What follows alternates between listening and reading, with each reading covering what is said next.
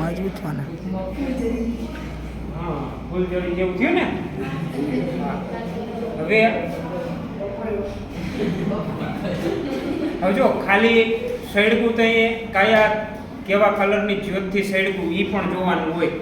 શ્વેત પ્રકાશ હતો, આ સફેદ પ્રકાશ હોય ને એટલે ચમકતા રંગથી, અને જો આ એની રાખ રહી ને એ રાખનો રંગ સફેદ રંગની રાખ છે. આ વિજ્ઞાનની અંદર બે પ્રકારના રંગ આવે, એક સફેદ રંગ અને એક કલરલેસ અથવા રંગવિહીન.